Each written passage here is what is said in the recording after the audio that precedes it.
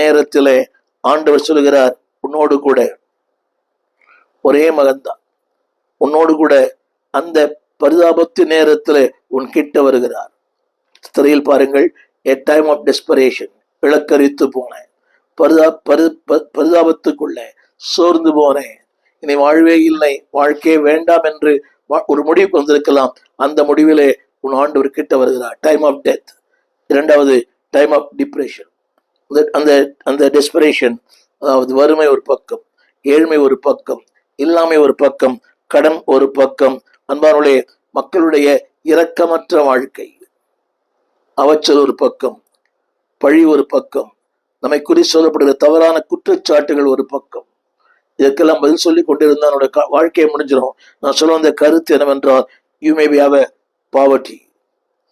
ஏழ்மை இருக்கலாம், வறுமை இருக்கலாம், இல்லாமல் இருக்கலாம், வியாதி இருக்கலாம், எல்லாம் உண்மை. ஆனால் என் அன்பு தேவ பிள்ளையே, அதை மாற்றத்தான் அவர் உன்கிட்ட வந்திருக்கிறார்.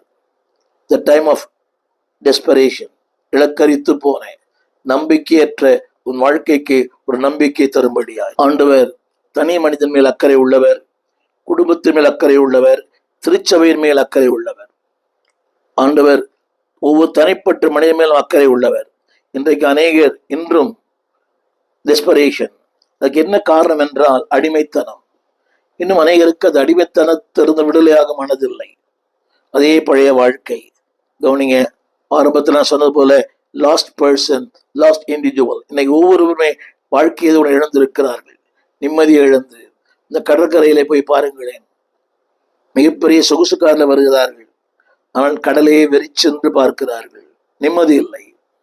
கேட்டு பாருங்கள், மிகப்பெரிய ஆடம்பர பங்களா, ஆடம்பர வீடு, நிம்மதி இல்லாத வாழ்க்கை அநேகருக்கு. சொல்ல முடியவில்லை, புரிய வைக்க முடியவில்லை. இதனாலே அப்படிப்பட்ட உன் வாழ்க்கையில ஏதோ ஒன்று உன்னை புரிந்து கொள்ள ஆட்கள் இல்லை. Nobody can consider you. உன்னை அறிந்து கொள்ள ஆட்கள் இல்லை. But there is a God is very near to you. உன் பக்கத்தில் அவர் இருக்கிறார். உங்களிடத்துல வருகிற நோக்கமே the time of desperation.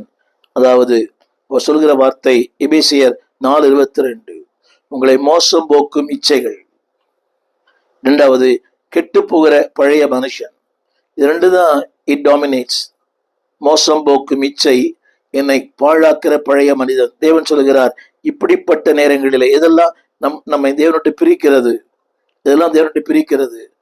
கொலோசியர் 3:8, கோபம், மூர்க்கம், பொறாமை, கெட்ட வார்த்தை, வம்பு.